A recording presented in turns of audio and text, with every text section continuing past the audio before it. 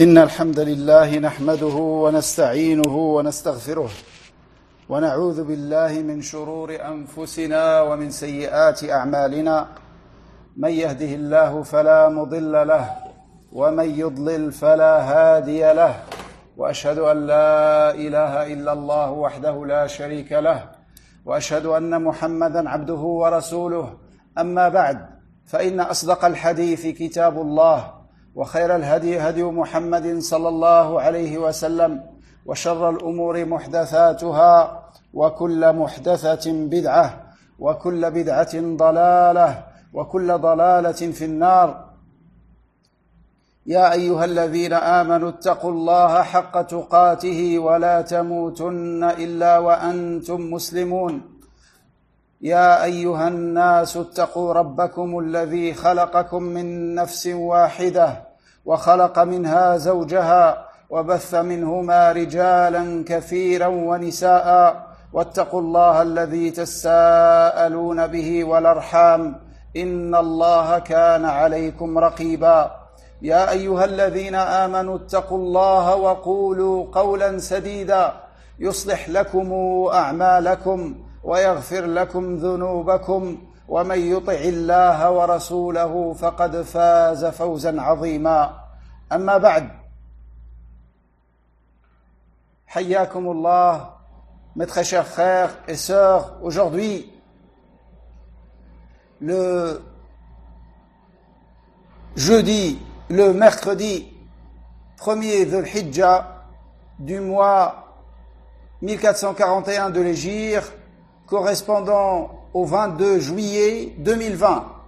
Je suis très heureux de vous retrouver afin d'étudier ensemble un livre précieux, extrêmement précieux, parmi les livres de l'Aqida, qui est le livre de Cheikh al-Islam Ibn Taymiyyah, qui s'intitule Al-Aqida al-Wasitiyya.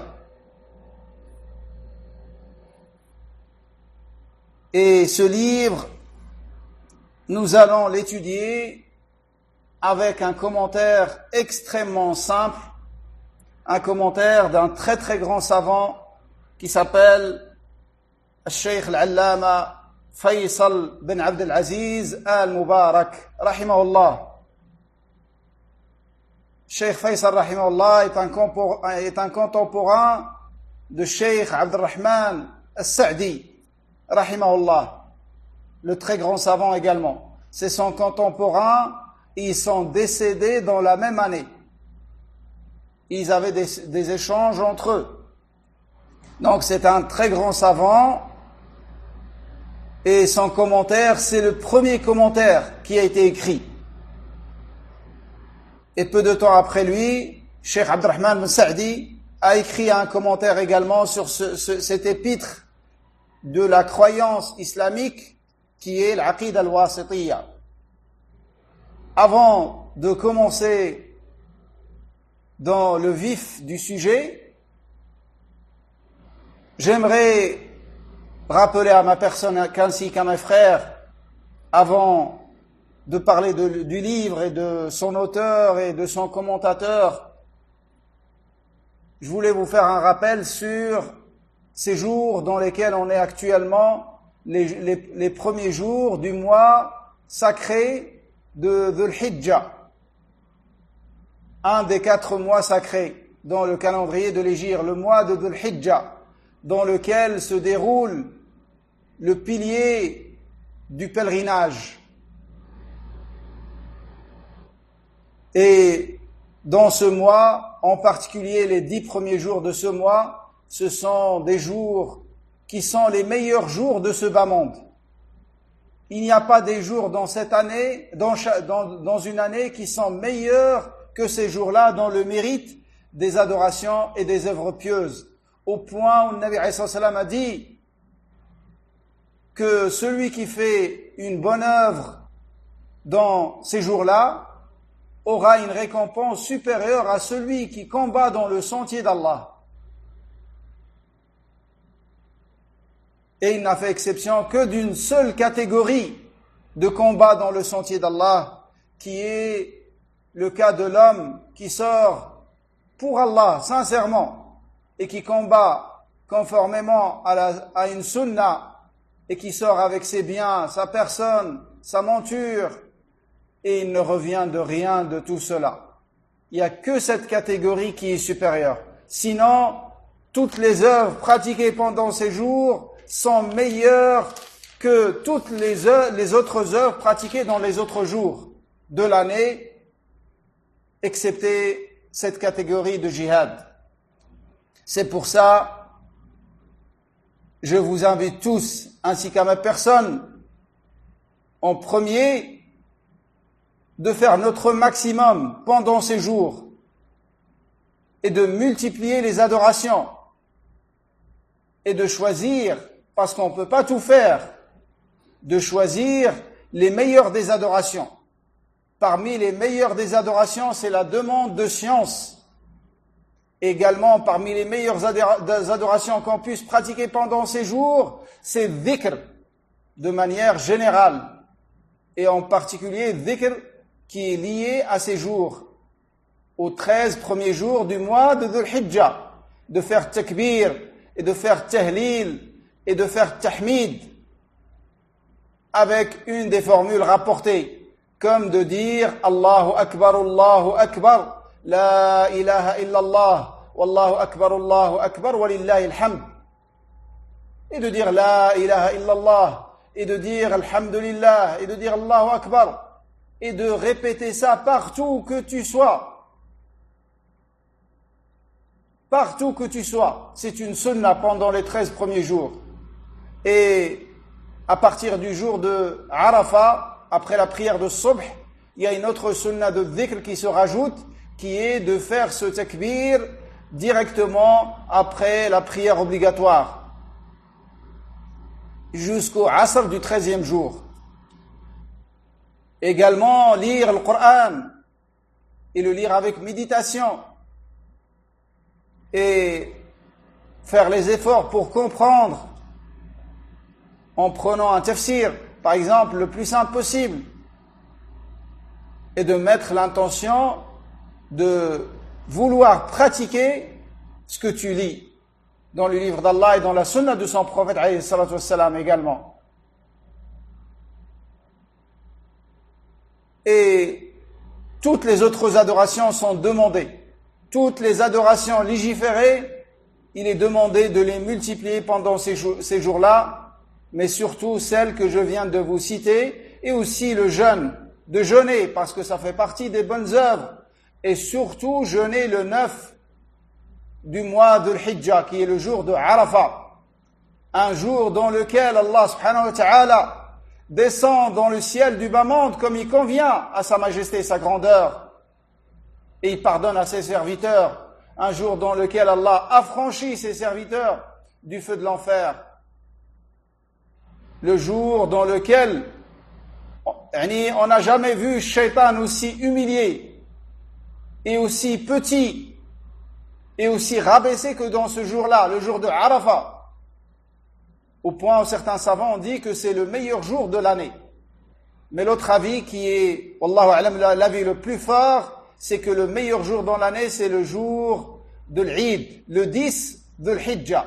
De toute façon, les meilleurs jours dans l'année se trouvent dans ces premiers jours de l'Hijjah. Donc, ça réaliser la valeur de la période dans laquelle vous êtes et remercier Allah de vous avoir permis de vivre jusqu'à ces jours-là. C'est une chance inouïe que beaucoup de vos frères et de vos sœurs ne l'ont pas eu. Remerciez Allah sur cette ni'ma. Remerciez-le avec la parole, et remerciez-le avec le cœur, et remerciez-le avec les actes aussi. Et faites beaucoup de dua pour vous, vos familles, et demandez à Allah l'aide afin de profiter au maximum de ces jours-là et de les exploiter au maximum, et de multiplier salawat aussi, de multiplier sadaqa, d'entretenir ces liens de parenté, de se réconcilier avec les gens avec lesquels tu étais en coupure, et ainsi de suite. Chaque bonne action, si tu peux la faire pendant ces jours-là, n'hésite pas une seconde. car c'est immense auprès d'Allah. Sinon tu le regretteras le jour où le regret ne sera d'aucun intérêt pour toi. Qu'Allah fasse qu'on soit parmi ceux qui exploitent toute leur vie, et en particulier les saisons dans lesquelles Allah nous donne ses bienfaits en abondance et multiplie pour nous sa récompense, subhanahu wa ta'ala.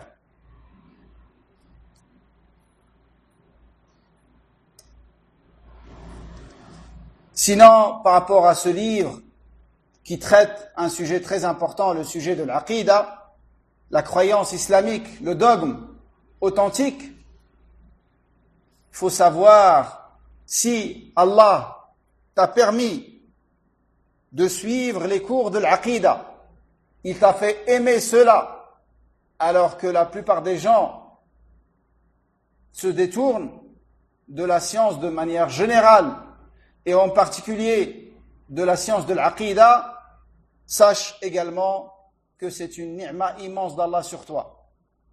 Qu'Allah te donne une détermination, une volonté à vouloir apprendre l'aqida. Si tu trouves ça en toi, réalise l'immensité de la ni'ma d'Allah sur toi.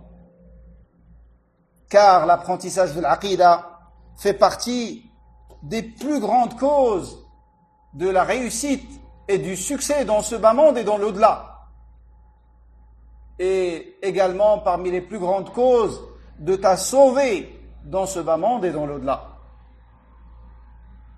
Donc si tu vois que tu aimes apprendre l'aqida et tu aimes apprendre tawhid, ça c'est une ni'ma immense sur toi de la part d'Allah subhanahu wa ta'ala qu'il faut préserver. Et à laquelle il faut appeler ceux qui sont encore dans le rafla par rapport à cela, qui sont encore dans l'insouciance et dans la distraction par rapport à cette affaire extrêmement importante, qui est apprendre l'aqida islamique authentique, surtout à cette époque où les ambiguïtés sont répandues partout, où les shubuhat, les passions, ça sera une des plus grandes causes pour qu'Allah te raffermisse sur cette religion. C'est que tu ne coupes jamais ton lien avec l'apprentissage. Chacun selon son niveau, chacun selon sa disponibilité, mais est toujours un lien et de préférence quotidien avec l'apprentissage et avec l'ilm. Ne serait-ce qu'une demi-heure, un quart d'heure de ta journée. Allah t'a donné 24 heures. Consacre un quart d'heure à écouter un cours, à suivre un cours. Et ces cours en direct, c'est une facilité. Parce que ne sois pas leurré par Shaitan qui te dit non, n'écoute pas en direct et tu vas écouter plus tard. Ça peut être une ruse de Shaitan pour certains de nos frères. Et pour savoir est-ce que c'est une ruse ou pas pour toi, regarde tous les cours qui sont disponibles sur Internet. Est-ce que tu les as écoutés? Est-ce que tu as suivi ces choses-là? Donc ça peut être une ruse. Et le cours en direct, c'est une facilité parce que ça te donne un rythme. Ça t'impose des choses. Tu dois être présent, tu dois écouter, tu dois suivre jusqu'à prendre goût à l'apprentissage et aimer la science de manière générale et en particulier la science dans laquelle tu trouveras le plus de lourdeur au début, mais qui se transformera par la suite en la science dans laquelle tu prendras le plus grand plaisir qui existe sur terre. Le plus grand plaisir qui existe sur terre. Car les plaisirs de ce bas monde, leur tête, c'est la connaissance d'Allah subhanahu wa ta'ala.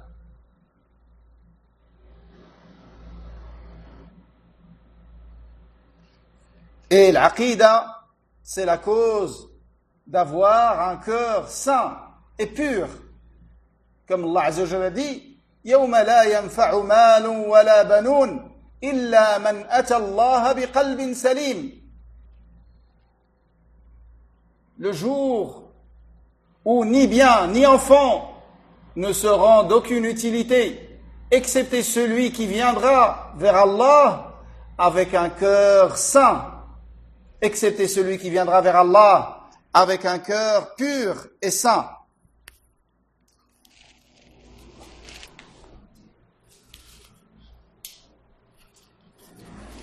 Et le cœur saint, le cœur pur, c'est le cœur qui est préservé de toute ambiguïté et de toutes les envies interdites.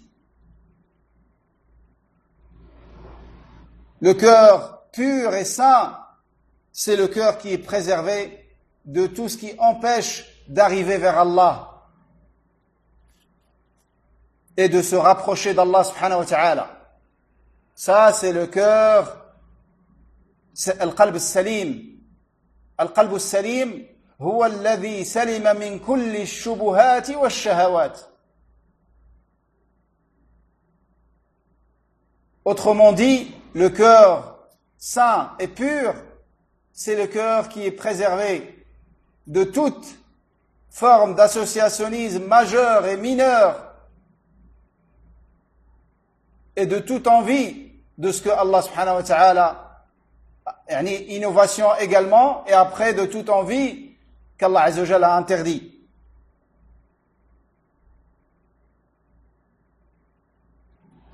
Et vous savez que les causes de l'égarement sont deux.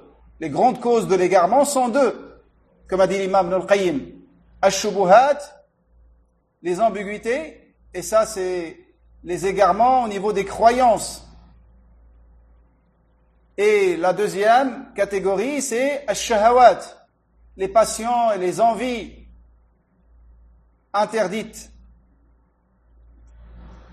Et alhamdulillah, comme vous allez le constater à travers l'étude de cette épître de l'Wasitiyya, la croyance de Ahl-Sunnah wal-Jama'a, du genre qui s'attache à la Sunnah et au groupe des musulmans, la croyance chez eux est très facile et très accessible,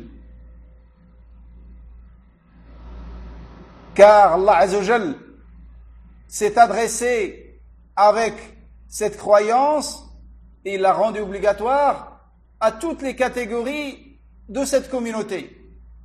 L'homme très intellectuel, l'analphabète, le paysan, et ainsi de suite. Tout le monde est concerné. Tout le monde est concerné par l'aqida. Tout le monde doit connaître l'aqida. Donc, Allah Azza wa Jal ne peut pas nous imposer quelque chose qui nous est pas accessible. C'est pour ça que vous allez constater que l'aqida de Al-Sunnah wal-Jama'a, elle est tirée du livre d'Allah et de la sunna de son prophète alayhi salam avec la compréhension de Sahaba radiyallahu anhum. Elle est très facile et très accessible. Et tu vas constater que plus tu fais d'efforts dans ce sens, c'est-à-dire l'apprentissage de l'aqida, plus ta foi augmente et plus ton cœur devient fort et plus tu deviens ferme dans ta religion et plus tu deviens capable de repousser toutes les attaques dans ta religion, que ce soit les attaques de shubuhat ou les attaques de shahawat.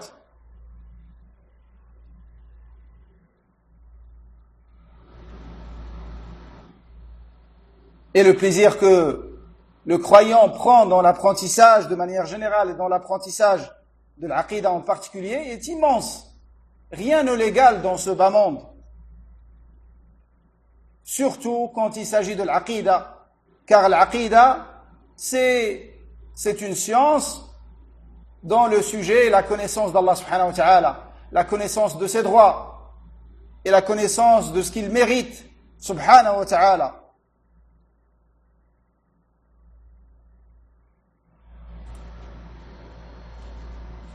Par rapport à cette aqida que nous allons étudier bi'idnillahi ta'ala, qui est l'aqida al-wasitiyya,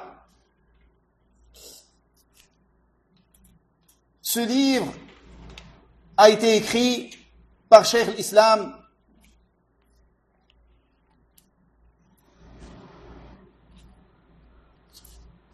Je disais que ce livre a été écrit par Cheikh l'Islam Ahmad ibn Abd al-Halim ibn Abd al-Salam ibn Abdullah ibn Muhammad ibn al-Khadr ibn Muhammad ibn al-Khadr ibn Ali ibn Abdullah ibn Taymiyyah al-Harrani thumma al-Dimashqi rahimahullah. Et sa kunya, c'est Abu al-Abbas. Abu al-Abbas, son prénom c'est Ahmad. Et le prénom de son père est Abd al-Halim. Son grand-père, Abd al-Salam. Et son père, son grand-père, ses oncles, ses frères sont tous des hommes de science. Et son grand-père, c'est un des plus grands savants de l'Madhab al-Hanbali. Son grand-père. Donc, Ibn Taymiyyah, rahimahullah, il est originaire de la ville de Harran, dans la région de Sham. Et ensuite, son père est parti s'installer à Dimashq, Damas, toujours dans la région de Sham, après que sa région a été attaquée par les Tatars. Donc, avant de parler de Cheikh l'Islam Taymi, rahimahullah, par rapport à ce livre qui est l'Aqid al-Wasitiyya, Cheikh l'Islam, rahimahullah, l'a écrit en une seule assise, après Salat al-Asr. Après avoir prié l'Asr, il s'est assis, il a écrit ce livre, que nous, on peut étudier dans plusieurs semaines, voire dans plusieurs mois. Il l'a écrit en une seule assise après Salat al-Asr. Ce livre, il fait certes une vingtaine de pages. Mais on va voir qu'est-ce qui fait de ça un grand exploit. Quand on va connaître la contenance, ce que contient ce livre parmi les différents fondements de la croyance islamique et la précision de Cheikh l'Islam dans les termes qui sont choisis et la multitude des arguments qui sont cités, on va comprendre l'exploit et d'autres éléments que je ne veux pas citer maintenant jusqu'à parler de Cheikh l'Islam Ibn Taymiyyah. Mais on va comprendre que ça, c'est un très grand exploit de Cheikh l'Islam Taymiyyah, rahimahullah. Et c'est pas le seul livre qu'il a écrit en une seule assise. Il a écrit également le Fatwa al-Hamawiyya, le livre qui est étudié après ce livre-là et qui est spécialisé dans le domaine des noms et des attributs d'Allah, et dans lequel il a démontré l'authenticité de la méthodologie de Salaf, et il a donné les arguments qui rendent caduque la méthodologie de ceux qui ont divergé avec la méthodologie de Salaf, parmi les Mutakallimin, parmi le Jahmiya, parmi l'Asha'ira, et ainsi de suite. Toutes les sectes égarées qui ont dévié de la voie de Salaf. Et la cause pour laquelle Cheikh l'Islam a écrit ce livre, c'est qu'un homme, parmi les notables de la ville de Wasit, après avoir fait son pèlerinage, il est passé par Damas, par Dimashq, et il a rendu visite à Cheikh l'Islam Taymi, rahimahullah, et il a profité de lui. Et c'était un homme de bien, qui aimait l'aqid al-salafiyya. Et avant de partir, il a demandé à Cheikh l'Islam Taymi, rahimahullah, cet homme, il s'appelle Radiyuddin al-Wasiti. Il suivait le madhab shafi'i dans al-fiqh. Donc je disais, après avoir fait son pèlerinage, il est passé par Cheikh l'Islam Taymiyyah, il lui a rendu visite, il est resté avec lui, il a appris pendant un certain temps, et avant de partir, il lui a demandé d'écrire un livre sur l'aqida qu'il pourra propager dans sa région, et il s'est plaint de l'égarement des gens et de la déviance, surtout au niveau de la croyance dans sa région. Et au début, Cheikh l'Islam a refusé. Il a refusé. Il lui a dit, les savants ont écrit beaucoup de livres dans l'Aqidah. Choisis un parmi ces livres-là et propage-le. Mais cet homme a insisté. Il a tellement insisté que Cheikh l'Islam a fini par accepter. Il n'a pas pu lui refuser cette demande. Et c'est ainsi qu'il s'est assis après avoir pris Salat al-Asr, il l'a écrit, il lui a donné. Rahimahullah.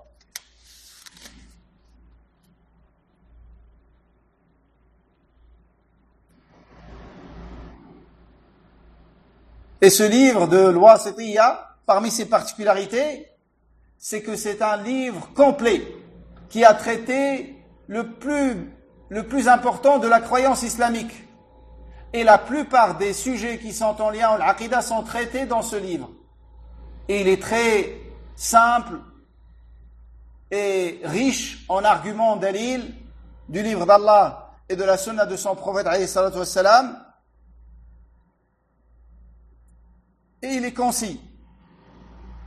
Et les savants, depuis que Cheikh l'Islam a écrit ce livre, n'ont cessé de faire les éloges de ce livre, tels que l'imam al-Dhahabi et l'imam Ibn Rajab, et parmi les contemporains également, Cheikh Mohammed Khalil Harras, rahimahullah, qui l'a expliqué, et le comité permanent des savants ici en Arabie Saoudite également, ils ont fait les éloges de ce livre, de cet épître de l'Aqidah. Et Cheikh Ibn Uthaymin, Cheikh Ibn Baz, tous ceux qui ont expliqué ce livre, ils ont fait ces éloges, parmi les contemporains et parmi les anciens. Et parmi les anciens, on va voir, quand on va parler du débat qu'a eu Cheikh l'Islam, on va parler de les anciens et les contemporains de Cheikh l'Islam, et ce qu'ils ont pensé de ce livre. Comme je vous ai dit, la première explication qui a été faite de ce livre, c'est celle qu'on va étudier. Et c'est la plus simple. Après, d'autres savants l'ont expliqué, et les savants qui l'ont expliqué sont très nombreux. Parmi les explications les plus importantes, et parmi aussi les plus anciennes, c'est At-Tanbihat al-Saniyya ala al-Aqidah al-Wasitiyya de Cheikh Abdel Aziz ibn Nasir al-Rashid, qui est décédé en l'an 1408 de l'Hégire. Ça, c'est parmi les explications les plus précises et les plus minutieuses de cette Aqidah. Également, Cheikh Ibn Uthaymin, son explication, elle est excellente. Et comme vous savez, Cheikh, tout ce qu'il a expliqué, il détaille, il a simplifié la science, comme les savants disent, il a rendu accessible la science de Cheikh l'Islam Taymiyyah et Cheikh l'Islam Ibn al-Qayyim, rahimahullah. Parmi les explications extrêmement importantes également, l'explication que je vous ai citée de Cheikh Mohammed Khalil Harras, malgré qu'elle est concise également. L'explication ou le commentaire de Cheikh Abdurrahman bin Nasir al-Sa'di, rahimahullah, qu'il a appelé At-Tanbihat al-Latifa فيما احتوت عليه الواسطية من المباحث المنيفة. Et d'autres explications. Les explications sont très nombreuses. Cheikh Ibn Baz, il a un commentaire, et la plupart des savants, ils ont des commentaires sur cette risala. Sinon, par rapport à Cheikh l'Islam Taymi, rahimahullah, il est né en l'an 661 de l'Hégire, dans la ville de Harran. Il est né dans la ville de Harran, dans la région de Sham. Et quand il est arrivé à l'âge de 7 ans, son père l'a pris et l'a emmené à Dimashq, à cause des problèmes qu'il y avait dans sa région d'origine, de la part de Tatar, ou de Tatars, les Tatars. Et Cheikh l'Islam a grandi dans un environnement de science. Comme je vous ai dit, son grand-père, son père, ce sont des grands savants. Ses frères également, et ses oncles également, c'était des grands savants.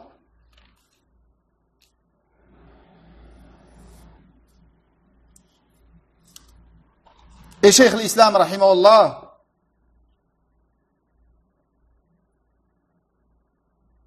c'est quelque chose d'exceptionnel.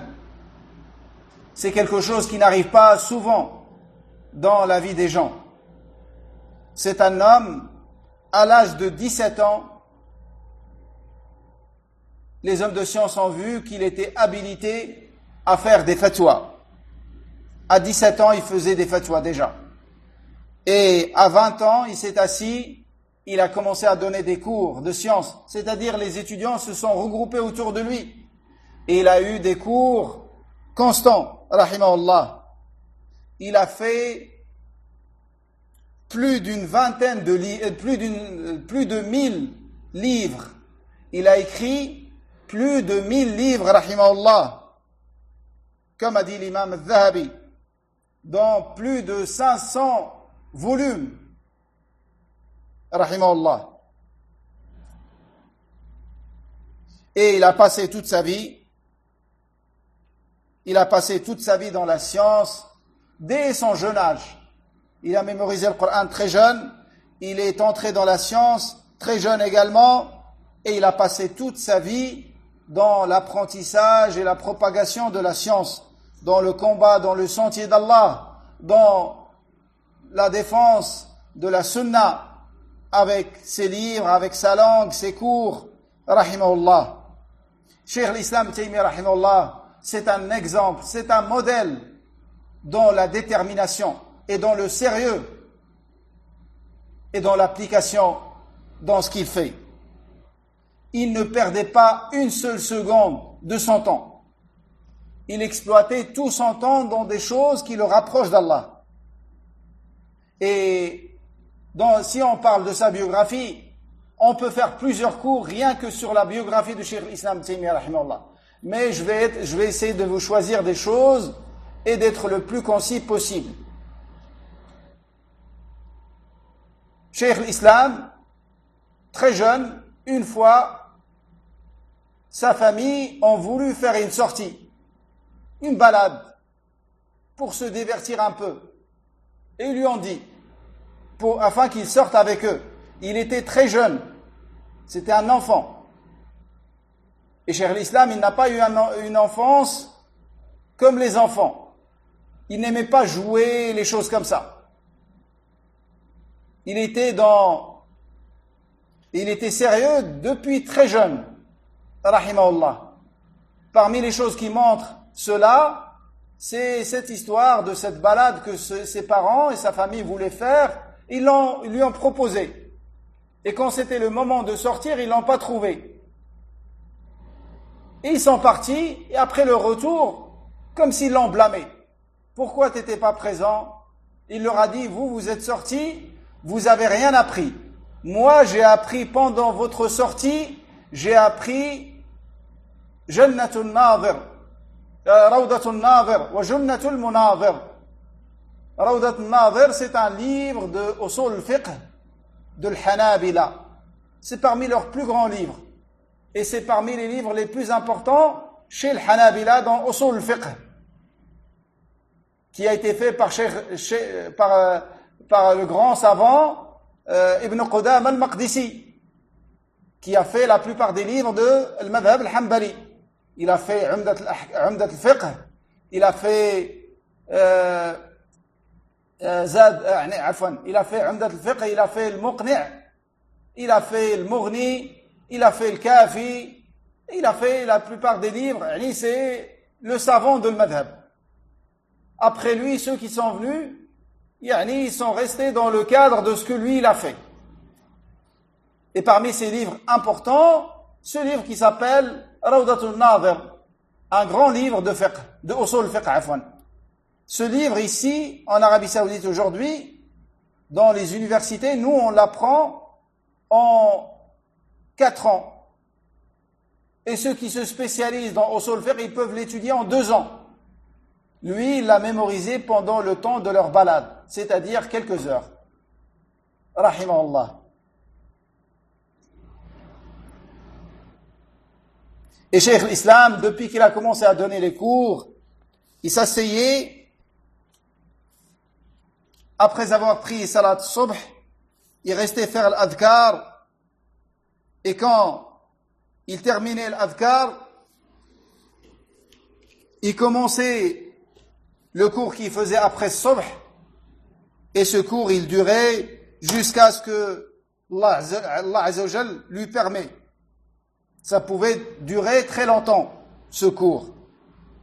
Et c'était ainsi dans toute sa journée. Il était dans l'apprentissage ou dans l'enseignement. Rahimahullah. Au point où l'imam al-Dhahabi, parmi ses élèves, il a dit, chaque hadith que Ibn Taymiyyah ne connaît pas, c'est pas un hadith. Allahu Akbar. Chaque hadith que Ibn Taymiyyah ne connaît pas, c'est pas un hadith. Ça démontre la grande mémorisation qu'avait cet homme. Et c'est pas seulement la mémorisation, c'est la mémorisation et la compréhension et cette grande force d'analyse et de déduction qu'Allah Azza wa Jalla lui a donné. Cheikh l'Islam, c'est un phénomène extrêmement étonnant et un phénomène rarissime. Quand tu lis sa biographie, tu sors avec cette déduction.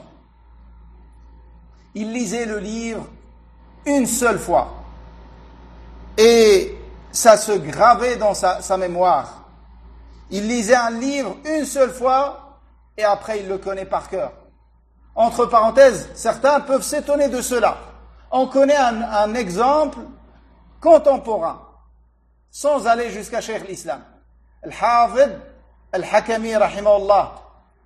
Nous ont rapporté parmi ses élèves, nous ont raconté l'histoire qu'il a eue une fois avec un grand savant qui s'appelle Cheikh Abdurrazzaq Hamza. Cheikh Abdurrazzaq Hamza, un ami de Cheikh Taqiyuddin Hilali al-Maghribi. Cheikh Hafid Al-Hakami lui avait rendu visite à Mecca. Il est venu du sud de l'Arabie pour faire l'Umrah, il lui a rendu visite à ce savant. Il a trouvé que ce savant, qui est d'origine égyptienne, venait de recevoir un livre de l'imam al-Bukhari. Un livre de l'imam al-Bukhari, qui est Khalqu Af'al al-Ibad. Et ce livre n'était pas édité avant. C'était la première fois qu'il était édité. Il l'a trouvé chez lui. Il lui a demandé de lui prêter ce livre. Donc ça, c'est deux soirs. C'est la soirée. Il lui a demandé de lui prêter le livre et qu'il allait lui rendre le livre après Salat Subh. Effectivement, il lui a prêté. En général, il n'allait pas l'utiliser pendant cette période. Salat al-Isha, après c'est Subh. Cependant, Cheikh Hafid Al-Hakami a pris le livre, il est parti au Haram de Mecca et depuis qu'il est rentré, il a fait tahiyya et il a commencé à lire le livre. Il l'a fini 1 heure à peu près avant Salat Subh. Il a fini le livre, la lecture du livre entièrement, il l'a lu entièrement 1 heure à peu près avant Salat Subh, il avait fini. Et après il s'est reposé jusqu'à l'adhan, et il s'est levé, il a prié, ils sont repartis chez Cheikh Abdurrazzaq Hamza. Il lui a rendu le livre. Il lui a dit, je l'ai mémorisé en entier. Cheikh Abdurrazzaq n'a pas, pour nous c'est pas possible. Comme on peut se dire par rapport à Cheikh l'Islam. Il lui a dit, alors je vais tester dans le livre. Et il l'a testé dans plusieurs passages dans le livre. Et à chaque fois, il lui dit, Cheikh Hafid rahimahullah, ce qui est écrit exactement. C'est-à-dire qu'il a mémorisé l'intégralité du livre. Alors que dire de Cheikh l'Islam Ibn Taymiyyah rahimahullah?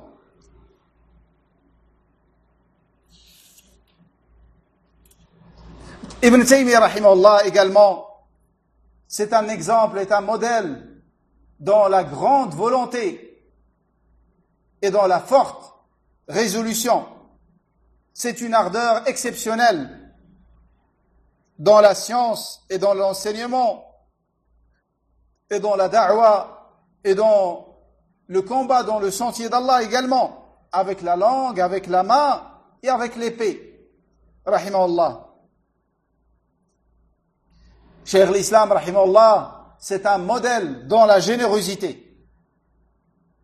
et un homme qui était extrêmement attaché à faire profiter les gens. Et il donnait tout ce qu'il avait. Et c'est un homme qui avait un délaissement de dunya. À cause de ce délaissement et de cet ascétisme dans la dunya, il a été préservé de beaucoup de ses ennemis par cette cause-là. Parce que c'était pas un homme comme d'autres qui pouvaient être attachés à des statuts, à enseigner dans certaines écoles de renommée, à avoir des postes dans l'État. Lui, c'était pas du tout ça. C'est pour ça, dans sa biographie, il n'a jamais occupé aucun poste. Il n'a jamais occupé aucun poste. C'est pour ça, même ses pires ennemis, ils reconnaissaient pour lui cette qualité. Et il savait qu'il les dépassait dans cela déjà. Et c'était un homme extrêmement généreux. Il donnait tout ce qu'il avait. Rahimahullah. Wallahu a'lam, comme les hommes de science le mentionnent, peut-être qu'Allah Azza wa Jal a vu la grande véracité de cet homme et sa sincérité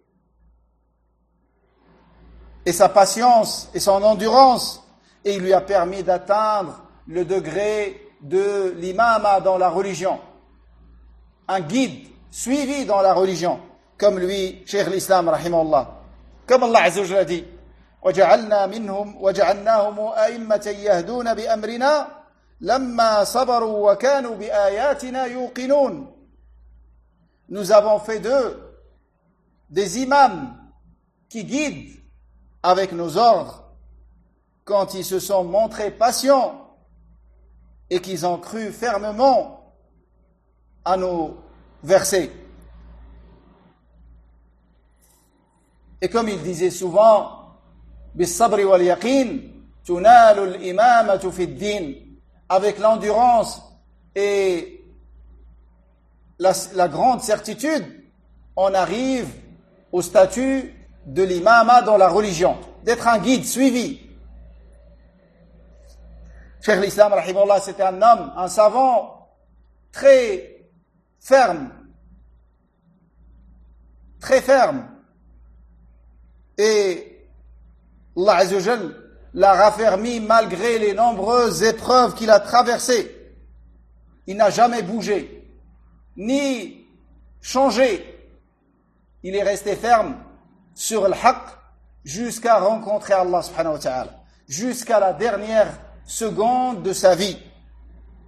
Malgré qu'il a subi énormément, rahimahullah, et que ses ennemis étaient très nombreux. C'était lui, parmi les rares des savants, qui défendait la voie et la méthodologie de salaf d'une manière claire et apparente. Même ceux qui avaient la même croyance que lui, ils n'osaient pas faire face aux mutakallimin, aux asha'ira, aux mu'tazila, qui dominaient et qui étaient très proches des gouverneurs. C'est pour ça qu'ils les craignaient. Et lui, à lui seul, il a formé une école, il a formé des élèves, c'est tous des imams. L'imam al-Dhahabi, c'est parmi ses élèves. L'imam Ibn al-Qayyim, c'est ses élèves. L'imam Ibn Kathir, et ainsi de suite. La liste est longue. La liste est longue. Pourquoi je vous dis la liste est longue? Parce que ces élèves sont devenus, dans la majorité d'entre eux, des très grands savants. Mais la liste est longue, ça ne veut pas dire qu'il avait énormément d'élèves. Et comme on va voir, il n'avait pas beaucoup de suiveurs pendant son vivant, rahimahullah. Car il était très très combattu. Et on repoussait les gens, et on les éloignait de lui, avec les shubuhat et avec les mensonges. Et comme a dit l'imam Rabi' ibn Hadi al-Madkhali, un imam de cette époque, les gens de la passion et de l'innovation ne peuvent combattre les gens de la sunna qu'avec le mensonge. Et regardez dans les fityanes d'aujourd'hui, si vous ne voyez pas la véracité de cette parole qui a été dite il y a quelques années. Et également, Cheikh l'Islam, il a été combattu avec les mensonges, comme le mensonge de Ibn Battuta à son sujet, et d'autres, qu'on va voir également, Inch'Allah.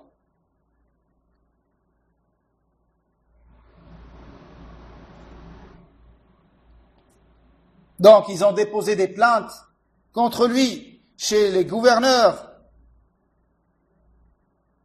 Et à cause de ça, ils l'ont accusé de fausses d'accusations mensongères. Et à cause de ça, il a été emprisonné 7 fois, rahimahullah. Et la durée de son emprisonnement était de 5 ans dans les 7 fois. Et même il est décédé, rahimahullah, en étant en prison. Il est décédé en étant en prison, et ça c'était la 7e fois dans laquelle il a été emprisonné, rahimahullah. Ibn Taymiyyah, dans la pureté de l'âme et dans la défense de la vérité et non pas de sa personne, c'était un modèle et un exemple également, rahimahullah. Une fois, il a été rapporté dans sa biographie que parmi les fois dans lesquelles il a été emprisonné, une fois il a été emprisonné avec son frère, injustement. Et son frère, pendant qu'ils étaient en prison, il a levé sa main, il a commencé à invoquer Allah contre leurs oppresseurs, ceux qui étaient la cause de leur emprisonnement sans raison. Et il l'a arrêté, il lui a dit non, ne fais pas ça. Dis plutôt, ô Allah, accorde-leur une lumière avec laquelle ils seront guidés dans la vérité. Subhanallah. Tu lui fais du mal comme ça, et il est emprisonné, il est privé de sa famille, privé de sa liberté, privé de ses élèves, privé de ses livres et de sa science. Et il dit ça. Non, n'invoque pas contre eux. N'invoque pas Allah contre eux, mais demande à Allah de les guider. Et ça, c'est le Nabi alayhi salam. Bien évidemment, ces hommes, on s'étonne. Mais après, on s'étonne plus. Parce tout simplement, ils suivent le Nabi alayhi salam. Ils suivent le Nabi alayhi salam. Et vous savez, le Nabi alayhi salam, tout ce qu'il a subi des siens, et quand on lui disait de faire dua contre eux, il dit, Allah guide-les. Car ils ne savent pas. Et c'est ainsi, les savants, nous savons. Et comme bien j'ai vu ça personnellement de Cheikh Rabi, hafidahullah. Une fois, quelqu'un a dit énormément de mal de lui. Et certains sont venus le voir, ils lui ont dit, voilà ce qu'il a dit de toi, ce qu'il a dit, beaucoup de mensonges et beaucoup de mal. Il a dit, je lui pardonne tout ce qu'il a dit, à condition qu'il prenne la bonne position par rapport à une fitna. Car il n'avait pas la bonne position en plus. Et c'est peut-être ça qui le poussait à dire du mal et des mensonges de Cheikh Rabi' hafidahullah. Il lui a pardonné tout ce qu'il a dit. Juste suis la vérité. Ce que tu as dit de moi, c'est pas grave. Mais suis la vérité. Subhanallah. Et c'est ainsi nous savons. Ils font pas triompher leur personne. Ils ont dit de moi, j'ai dit d'eux. Non, ils n'ont pas ce discours. Ils veulent faire triompher le haqq. Nahsibuhum wallahu hasibuhum.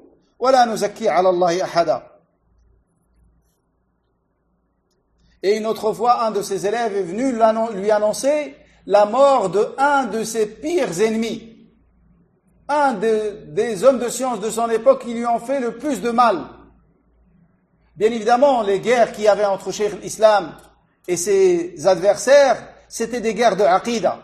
Il faut bien comprendre cela. C'était des guerres de aqida. Lui qui faisait triompher aqidat al-salaf et eux qui faisaient triompher aqidat al-mutakallimin, al-asha'ira, al-maturidiyya et ainsi de suite.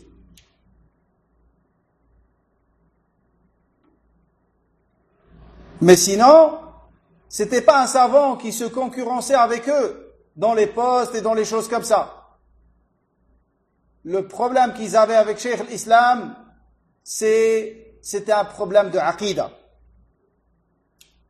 Et ça, on va le comprendre dans le débat qu'il y a eu, un des débats qu'on va voir qui est en sujet avec l'Wasitiyya.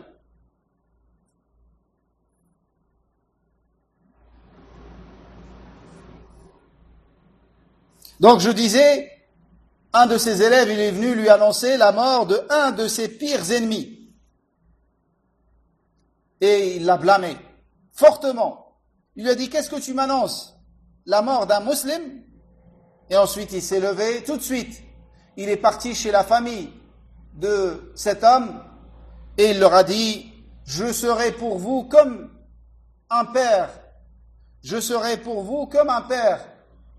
C'est-à-dire tous vos besoins, toutes les choses dont vous avez besoin, je suis là. Regardez ce comportement également.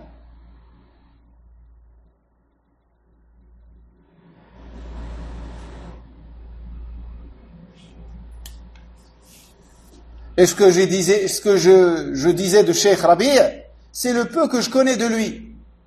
Étant donné que je ne suis pas de ses anciens élèves, que dire de ceux qui l'ont connu depuis 30 ans, depuis 20 ans, et tout ce qu'ils doivent connaître de ces savants et de cet homme de science en particulier.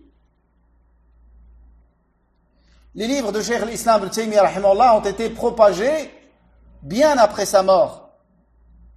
Car pendant son vivant et après sa mort également, ils étaient combattus. Ses ouvrages et même ses élèves étaient combattus. Et celui chez qui on trouvait des livres de Cheikh l'Islam, les livres étaient brûlés, ils pouvaient être châtiés, emprisonnés. Donc ils étaient combattus d'une manière extrême, pendant son vivant et après sa mort. Et malgré ça, beaucoup de ces livres ont été préservés et sont arrivés jusqu'à notre époque, alhamdulillah, et on profite de ces livres et on voit la science de cet homme, rahimahullah. Et certains de ses élèves, ils préservaient ces livres en les mettant dans des livres à eux. Comme a fait Ibn Abil Izz, celui qui a expliqué Tahawiyya. Il a mis beaucoup de paroles d'Ibn Taymiyyah et d'Ibn al-Qayyim dans son explication, mais il ne mentionnait pas leur nom, à cause de cette raison-là. Et d'autres, bien d'autres sont nombreux. Yani al-Maqrizi, ce savant égyptien, il a dit que les élèves d'Ibn Taymiyyah n'étaient pas très nombreux. Et malgré ça, regardez comment ces livres se sont propagés jusqu'à notre époque, et il y a en cela une leçon pour le demandeur de science. Il ne doit pas se soucier du nombre de ceux qui l'écoutent et qui le suivent et qui prennent de lui, mais son souci doit être de propager la science. Et il ne doit pas regarder les fruits de sa da'wa.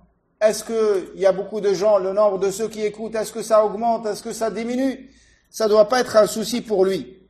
Mais il doit continuer à faire la da'wa et à propager la science, et les résultats, c'est auprès d'Allah subhanahu wa ta'ala. Regardez les résultats de la da'wa de Cheikh l'Islam, il ne les a pas vus de son vivant, ni ses élèves, des années plus tard. Donc ça, chez Cheikh l'Islam Taymiyyah rahimahullah, ce grand savant, ce grand imam, revivificateur de la religion de l'islam du 8e siècle, rahimahullah, et nous disons ça, et nous n'exagérons pas à son sujet. Et nous n'élevons pas cet homme au-dessus de son degré. Et ne disons pas qu'il est infaillible, et que tout ce qui sort de sa bouche est vérité.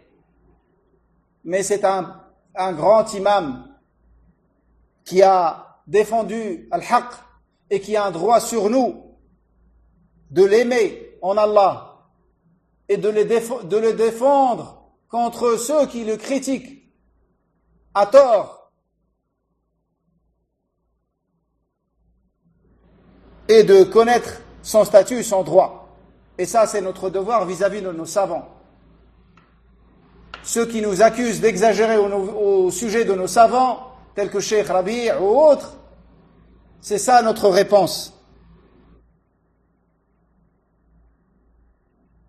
Comme le Nabi alayhi salam a dit, ليس منا من لم يجل كبيرنا ويرحم صغيرنا ويعرف لعالمنا حقه. Il n'est pas des nôtres celui qui ne respecte pas les plus âgés parmi nous et qui ne fait pas preuve de miséricorde vis-à-vis des plus jeunes et qui ne donne pas pour le savant son droit. Donc on se doit de donner à nos savants leurs droits qu'ils ont sur nous et de les respecter et de les aimer, de les défendre. Et ça, c'est pas une exagération. Mais quand c'est une erreur, on dit que c'est une erreur tout en gardant le respect de l'homme de science. Un savant qui consacre sa vie à la défense de la sunna et dans sa vie on lui trouve une erreur ou deux après sa mort, on ne va pas le boycotter, le dénigrer pour cela. Et surtout, on sait que nos savants, si tu leur ramènes une erreur pendant son vivant, il revient dessus aussitôt, même si ça vient d'un petit talib. Et combien on a vu de choses comme ça, alhamdulillah, chez nos savants, et en particulier Cheikh Rabi', hafidahullah. Il y a une shubha ils disent que nous, on prend l'aqida, on étudie l'aqida d'Ibn Taymiyyah, ou l'aqida d'Ahmad ibn Hanbal, aqida al-Hanabila. Faut savoir que l'aqida, la croyance, ça se prend pas d'un homme, quel que soit son degré. L'aqida, ça se prend d'un homme de science, quel que soit son rang dans la science. Qu'il soit Ibn Taymiyyah, ou Ahmad ibn Hanbal, ou Malik ibn Anas.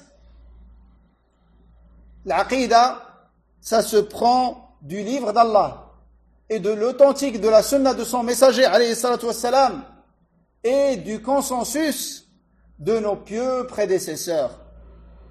C'est de ces sources qu'on prend notre croyance, le livre d'Allah, la sunna de son prophète, alayhi salatu wassalam, authentique, et le consensus de salaf.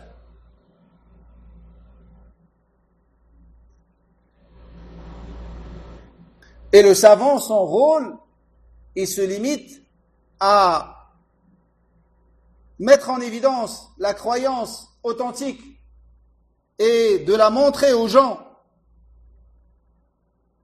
et de la clarifier et d'appeler les gens à cette aqida authentique et de dissiper les ambiguïtés que les gens de l'égarement et de l'innovation répondent au sujet de cette aqida authentique. Ça, c'est le rôle des savants. Le savant, il n'invente pas l'aqida de lui-même. C'est pas quelque chose qui sort de lui-même. L'aqida, il la tire du livre d'Allah et de la sunna de son prophète alayhi salam et du consensus et l'unanimité de nos pieux prédécesseurs avec la bonne compréhension, la compréhension des compagnons radiyallahu anhum. Et cette chose-là, nous allons la voir à travers cette risala d'une manière évidente et claire. Nous allons voir le grand nombre d'arguments qui est cité dans cette risala, que ce soit du livre d'Allah ou de la sunna authentique de son prophète alayhi salam, malgré que c'est une petite risala dans son volume. Mais comme on a vu, ça englobe la plupart des points de l'aqida et des fondements de l'aqida. Et ça, c'est pas une caractéristique spécifique à cette risala ou au livre de Cheikh l'Islam Taymiyyah. Ça, c'est une caractéristique de tous les livres de Al-Sunnah wal-Jama'a, walhamdulillah. Tu vas trouver qu'ils vont citer beaucoup de dalils du livre d'Allah et de la sunna de son prophète, alayhi salatu wassalam.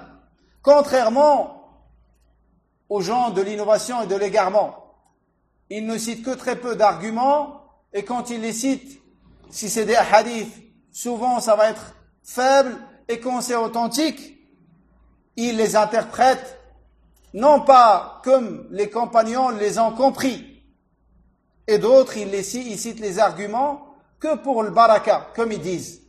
que pour tirer bénédiction, et non pas pour tirer science de ces arguments. La science, ils la prennent de leurs imams. Et de ceux qu'ils suivent. Mais ils citent le dalil que pour le baraka. Contrairement à al-Sunnah wal Jama'a, ils citent les arguments pour tirer la science de ces arguments-là.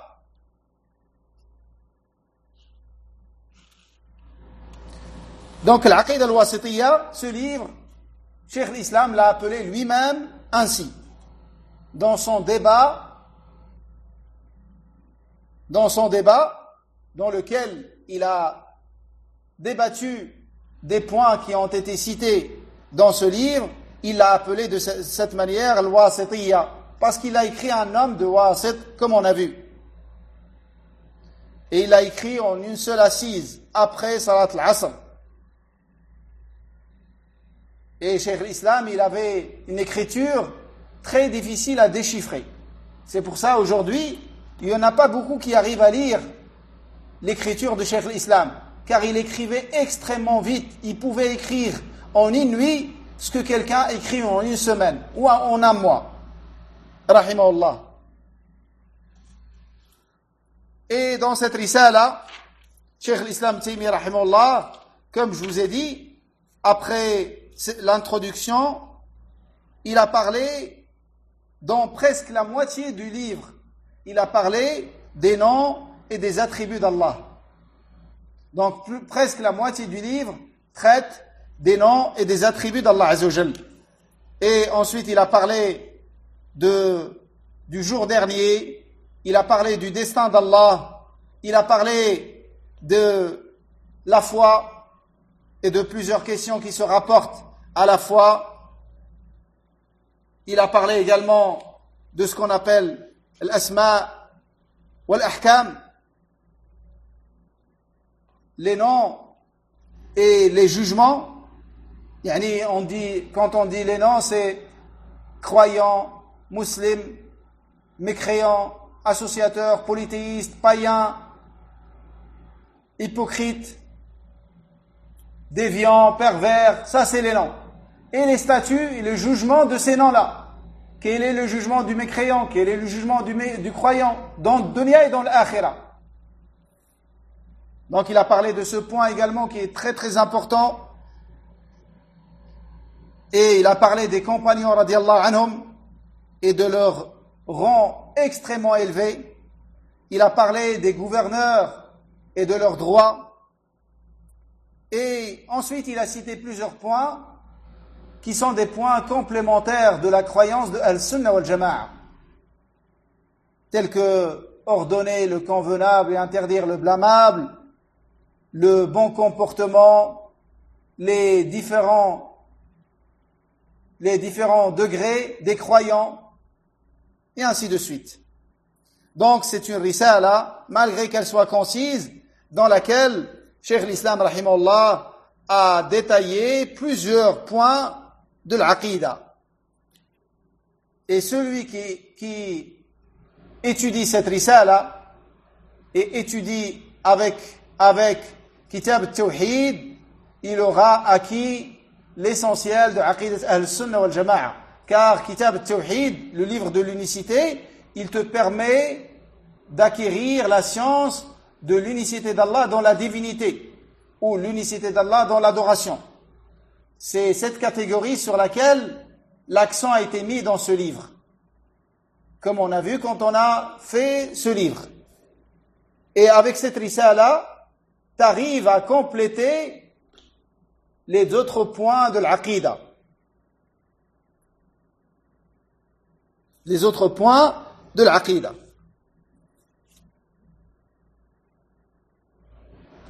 On va finir avec le débat de Cheikh l'Islam au sujet de l'aqida al-Wasitiyya. Donc ce débat, qui est connu comme ça, le débat au sujet de l'aqida al-Wasitiyya, en réalité, la cause de ce débat, c'était pas l'aqida al-Wasitiyya, comme l'a dit l'imam al-Zahabi. Le sujet de ce débat, c'était ce qu'on appelle l'aqida al-Hamawiyya, ou le fatwa al-Hamawiyya. Une autre risala dans l'aqida, qui, elle, réfute d'une manière claire toutes les autres méthodologies en dehors de la méthodologie des salaf, des pieux prédécesseurs, elle les réfute toutes d'une manière très forte et dans laquelle Cheikh l'Islam a montré la véracité de la méthodologie de salaf et les égarements dans les autres méthodologies. Et il a ramené pour appuyer sa position, parce que il faut s'imaginer ce que c'est de sortir un livre comme ça à son époque, où la plupart des savants qui sont proches des gouverneurs, qui ont les postes, c'est des savants qui ont ces aqidas, qui n'est pas l'aqida salafiyya, qui ont l'aqida al-ash'ariyya, l'aqida al-maturidiyya, et ainsi de suite. Donc c'était quelque chose qui a causé beaucoup de mal à Cheikh l'Islam, l'écriture de l'aqida al-hamawiyya. Et également l'aqida al-hamawiyya, il l'a écrite parce qu'un homme lui a demandé, qui est originaire de Hamat, dans la région de Sham, toujours. Et comme il l'a dit dans ce débat, tout ce qu'il a écrit, il l'a écrit quand il a été interrogé. Il n'écrivait pas de lui-même. Quand il est interrogé, il répond. Et depuis qu'il a écrit ce livre, ils ont essayé de lui faire du mal, mais Allah Azza wa Jalla l'a sauvé, et le gouverneur s'est mis de son côté, et en plus, il y avait les attaques des Tatars. Ça aussi, ça les a empêchés de l'attaquer, de lui faire du mal. Mais Allah Azza wa Jalla l'a préservé. Et ils n'ont cessé de lui chercher des failles. 7 ans plus tard, ils ont réussi à organiser un débat. Et ils ont demandé au gouverneur, après avoir donné des mensonges sur Cheikh l'Islam, pour qu'il organise un débat entre lui et les savants, et les autres savants des autres madhahib. Et effectivement, ce débat a eu lieu en l'année 705 de l'Hégire. Dans l'année 705 de l'Hégire. C'est-à-dire à peu près 7 ans après avoir écrit l'Aqid al-Wasitiyya et l'Aqid al-Hamawiyya. 7 ans plus tard. L'Aqid al-Wasitiyya et al-Hamawiyya, il les a écrits vers l'année 698 de l'Hégire. L'année 705, ils ont réussi à organiser ce débat avec l'ordre du gouverneur qui a ordonné à ce que Cheikh l'Islam se présente et qui ait ce débat entre lui et ses opposants, ses adversaires. Et ce débat s'est déroulé dans 3 assises, avec un écart entre chaque assise et l'autre. La première assise, personne n'était préparé, ni Cheikh l'Islam, ni ses adversaires, car le gouverneur de la ville ne les a pas informés de la raison du débat, de la réunion. Et il leur a pas dit que ça allait être un débat. Et quand ils sont venus tous, il leur a dit voilà que le grand gouverneur souhaite qu'il y ait un débat entre vous et Cheikh l'Islam au sujet de sa croyance. Et il lui a demandé d'écrire sa croyance. Il a commencé à l'écrire, tout de suite. Sa science est dans son cœur, elle est présente avec lui partout où il va. C'est pour ça qu'il a dit, qu'est-ce que mes ennemis peuvent contre moi? S'ils m'emprisonnent, je suis avec ma science. Si ils m'expulsent en dehors de mon pays, j'émigrerai et je voyagerai dans le sentier d'Allah. Et s'ils me tuent, ça serait, Inch'Allah, une cause de martyr. Qu'est-ce que mes ennemis peuvent contre moi? Ils peuvent rien. Et ça, c'est l'homme qui est sur le haqq, avec une grande certitude, qui arrive à ça. Donc, en 3 assises. Et il les a défiés dans ces assises, dès la première assise, de lui trouver une seule lettre, non pas un seul mot, une seule lettre dans ce qu'il a écrit, qui est en contradiction, dans laquelle il est contradictoire avec Salaf, avec les 3 premières générations que le prophète a loué dans le hadith authentique.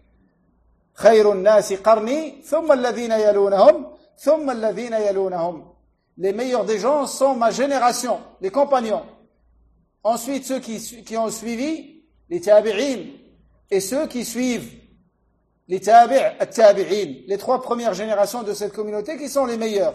Il leur a dit, trouvez-moi une seule lettre dans laquelle je suis en contradiction avec ces générations-là. Avec un seul homme, pas avec leur consensus, avec un seul homme de ces générations-là. Et il leur a donné 3 ans pour lui trouver une erreur. Et les 3 ans sont passés, et les siècles sont passés, et ils n'ont jamais pu trouver une seule erreur dans ce qu'il a écrit, rahimahullah, dans le domaine de l'aqida, et en particulier dans l'wasitiyya, qui était le sujet du débat. Comme je vous ai dit, la cause du débat, c'est le fatwa al-hamawiyya. Mais le débat s'est déroulé au sujet de l'wasitiyya. Parce que quand ils ont demandé à Cheikh l'Islam d'écrire sa aqida, il a commencé. Ensuite, il a dit, je ne vais pas l'écrire. Peut-être vous allez dire que je vous ai craint, que j'ai caché des choses. Je vais demander à ce qu'on me ramène de ma maison une aqida que j'ai écrite il y a 7 ans. C'est l'wasitiyya. Et quelqu'un est parti, il l'a ramené. Et quand il l'a ramené, le gouverneur, il avait un penchant pour Cheikh l'Islam. Car il l'aimait. Cet homme, il avait une grande place dans les cœurs des gouverneurs. Malgré qu'il n'occupait pas des postes pour eux. Mais, voilà, Cheikh l'Islam, maintenant, il est contre les grands savants du pays. Donc, quand ils ont ramené l'aqida de la maison de Cheikh l'Islam, qu'il avait écrit il y a 7 ans, le gouverneur lui a dit, c'est pas toi qui vas la lire, c'est quelqu'un qui va la lire. Quelqu'un d'autre. Comme ça, il a éloigné de lui toute shubha, toute ambiguïté. Et toute,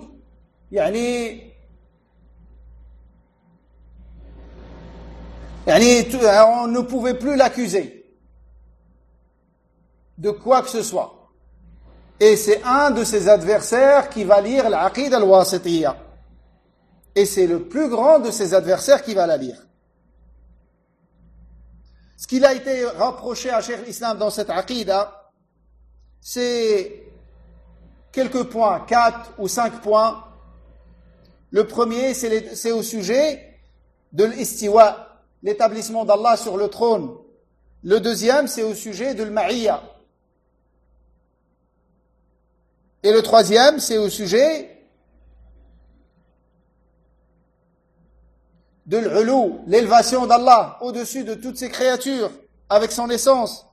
Et le quatrième, c'est ce qu'il a dit dans l'introduction, que ça c'est la croyance du groupe sauvé. Ils lui ont dit, c'est-à-dire ceux qui n'ont pas cette croyance, ils ne sont pas du groupe sauvé. C'est-à-dire ils seront du groupe qui sera voué à la perdition. Donc ainsi tu rends mécréants nos savants. Et aussi certains points au sujet du Coran. Ils lui ont reproché certaines paroles dans cette aqida au sujet du Coran. Et il y a une règle très très importante à connaître que Cheikh l'Islam a utilisée dans cette aqida al-wasitiyya, c'est que il a veillé à utiliser les termes qui sont rapportés dans les textes. Par exemple, il n'a pas utilisé le terme tashbih. Il a utilisé le terme tamthil. Car tamthil, c'est ce qui est rapporté dans les textes. Laysa kamithlihi shay'un wa huwa as-sami'ul basir. Il n'a pas cité le terme ta'wil, interprétation. Il a cité le terme tahrif, falsification. Car c'est ça qui a été blâmé dans les textes. Et ta'wil, ça admet des sens qui sont autorisés et des sens qui sont blâmés. Et ça, on va le voir dans les détails plus tard, bi'idnillah. Et de cette manière, il a veillé à suivre le livre d'Allah et la sunna de son prophète dans les termes et dans les sens. Non pas seulement dans les sens et également dans les termes. Et subhanallah, un de ses plus grands adversaires, qui s'appelle Ibn al-Wakil, qui a été décrit par Al-Hafidh ibn Hajar comme étant le seul homme de science qui arrivait à faire face à Cheikh l'Islam, Ibn Taymiyyah, dans le débat. Regardez cet homme lui-même ce qu'il va dire. Quand Cheikh l'Islam il a parlé du Coran, du livre d'Allah, et qu'il est la parole avec laquelle Allah a parlé réellement, cet homme, il avait des ambiguïtés. Jusqu'à ce que Cheikh l'Islam a cité une règle dans laquelle il a dit que la parole est attribuée à celui qui l'a dit en premier et non pas à celui qui la transmet. Je vous cite un exemple. Quand on cite un hadith, on dit que ça c'est la parole du prophète alayhi salam. Quand je vous cite un hadith, par exemple, je vous dis qala Rasulullah sallallahu alayhi wa sallam ad-din an-nasiha.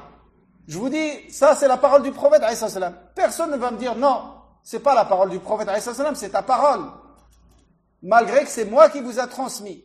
Donc la parole elle est attribuée à celui qui l'a dit en premier et non pas à celui qui la transmet et qui la rapporte.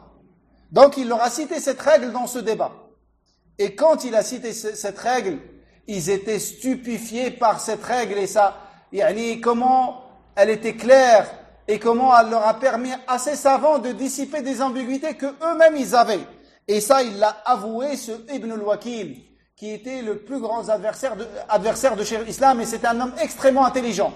Pourtant, quand il a entendu ça de la bouche de Cheikh l'Islam, il lui a dit « J'avais des choses au sujet de ce point que tu as permis de dissiper par la grâce d'Allah, avec cette règle. » Et dans ce débat, il a cité, rahimahullah, que cette croyance, c'est la croyance du messager d'Allah. Car le gouverneur, il voulait le débarrasser de ce débat, il lui a dit, tu leur dis que ça c'est la croyance de Ahmad ibn Hanbal. Et toi, tu t'es son suiveur. Comme ça, personne ne va te déranger. Mais si tu dis ça c'est la croyance de l'islam et des musulmans, tout le monde doit suivre ça, bien évidemment, eux, ils vont s'opposer. Car ils n'ont pas la même aqida que toi. Il lui a dit, non, je ne dirai pas ça. Regardez, il ne cherche pas à trouver des esquives, à s'en sortir, à sauver sa peau. Non. Lui, il est venu pour défendre aqidat al-sunnah wal-jama'a, pour défendre le haqq. Il a dit non, ça c'est pas ma aqida. Et je n'ai pas d'aqida, à dire moi. Ça c'est aqidat al-Nabi sallallahu alayhi wa sallam, c'est l'aqida du prophète alayhi sallam. Et chaque terme qui est cité dans cette aqida, c'est un terme que j'ai pris d'un verset ou d'un hadith, ou d'un consensus de salaf, des pieux prédécesseurs. Et vers la fin de ce débat, de ces débats, dont le nombre était de 3, dont le troisième est vers sa fin, là c'est un point qui montre l'intelligence. Et bien évidemment, pour faire face à ces hommes-là, il n'y a pas besoin seulement de science et d'intelligence. Il y a besoin d'avoir un lien fort avec Allah subhanahu wa ta'ala. C'est pas des gens qui manquent de science. Ses adversaires, c'était des grands savants. Et c'était des hommes très intelligents comme ce Ibn al-Wakil. Mais malgré ça, il les a dominés tous. Lui seul contre tous. Subhanallah. Car il avait le soutien d'Allah et l'assistance d'Allah. Et ça, c'est des choses qu'on obtient avec la sincérité et la véracité. Vers la fin du troisième débat, un de ses opposants, il lui a dit « Répète-nous tous les hadiths que tu as cités dans cette aqida. D'un coup, cite-nous juste les hadiths. » Et Cheikh l'Islam a compris ce qu'il voulait cet homme. Il voulait critiquer un hadith dans cette aqida, qui est hadith que les savants appellent hadith al-aw'al. Les anges qui portent le trône d'Allah. Les anges qui portent le trône d'Allah. Ce hadith, ils ont réussi à trouver, en cherchant dans un livre de l'imam al-Bukhari, que un de ses rapporteurs, qui s'appelle Abdullah ibn Umayra, il n'a pas entendu de celui de qui il rapporte le hadith, l'Ahnaf ibn Qais. Et ils ont cru qu'ils ont trouvé quelque chose pour critiquer le hadith et par la suite critiquer Cheikh l'Islam Taymiyyah. Il se base sur un hadith faible que l'imam al-Bukhari a rendu, a jugé de cette manière que je vous ai cité. Donc, comme s'ils ont trouvé quelque chose pour le dénigrer. Et avant de citer ce hadith, quand ils lui ont demandé de citer tous les hadiths, il leur a dit, peut-être, vous voulez dire quelque chose par rapport à ce hadith.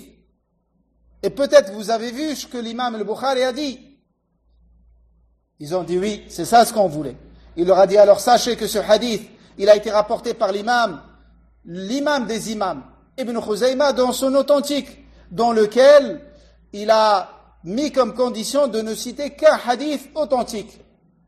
Et donc l'imam Ibn Khuzayma, le fait que l'imam al-Bukhari dit qu'il est faible, il parle de cette chaîne de transmission. Et que l'imam Ibn Khuzayma a trouvé autre chose. Et de toute façon, la question avec laquelle ce hadith, que ce hadith permet de démontrer qui est l'élévation d'Allah, elle est prouvée par plus de 1000 dalils. Il n'y a pas besoin que de ce hadith. L'imam al-Dhahabi a dit au sujet de cette aqida, il a dit ثم وقع الاتفاق على أن هذا معتقد سلفي جيد. Dans la troisième assise, ils étaient tous d'accord que cette risala contient une croyance salafi, authentique, bonne. Et le gouverneur s'est réjoui de ce résultat. Et il a fait des éloges à Cheikh l'Islam Taymiyyah et il a fait des éloges sur sa croyance également. Il a dit, je n'ai voulu par ce débat que de t'innocenter. Car il y a des savants qui venaient chez lui, qui lui disaient du mal, il voulait montrer son innocence à tout le monde. Ça, c'est Cheikh l'Islam Taymiyyah rahimahullah, et ça, c'est l'aqid al-wasitiyya que nous allons étudier bi'idnillahi ta'ala. Et malgré ça, on n'exagère pas au sujet de Cheikh l'Islam, comme j'ai dit. Mais on croit que c'est un imam dans la religion. Et on réfute ceux qui exagèrent à son sujet, comme ceux qui exagèrent au sujet de Cheikh Rabi', pour citer un exemple contemporain, avec la même parole avec laquelle Cheikh l'Islam a réfuté ce qui lui a été reproché dans ce débat. Ils lui ont dit, il y en a parmi les suiveurs de l'imam Ahmed qui ont inventé des choses qui sont erronées et fausses et caduques. Il leur a dit, ça c'est pas spécifique à l'imam Ahmed. Il y en a parmi les suiveurs de l'imam Malik qui ont dévié de sa voie et qui ont inventé des choses. Parmi les suiveurs de l'imam Shafi'i, parmi les suiveurs de l'imam Abu Hanifa, il leur a dit même parmi les suiveurs des messagers, parmi ceux qui prétendent suivre Isa, il y en a desquels ils se désavouent Isa alayhi salam devant Allah. Et parmi les suiveurs de Moussa alayhi salam, et parmi les suiveurs de notre prophète alayhi salam, des hommes qui prétendent les suivre alors qu'ils se désavouent d'eux. Donc ça, c'est pas spécifique à ces imams. Et c'est pas l'erreur de l'imam que quelqu'un qui se dit le suivre ait des égarements. Donc comprenez bien ce point et, alhamdulillah, on est dans le juste milieu par rapport à nos savants. On les aime et on les défend. Et on sait que ce sont des hommes, on prend de leurs paroles ce qui est en accord avec le haqq, et les choses dans lesquelles les savants ont dit que c'est une erreur, on ne les suit pas dedans, mais ça ne nous permet pas de les dénigrer, de les boycotter, de dire du mal d'eux. On les respecte et on ne prend pas d'eux cette chose dans laquelle ils ne sont pas en accord avec le haqq. Voilà mes frères pour aujourd'hui. Demain, Inch'Allah, on commencera le livre directement. Wallahu a'lam. Wa sallallahu wa sallam ala nabiyyina Muhammad. والحمد لله رب العالمين والسلام عليكم ورحمة الله وبركاته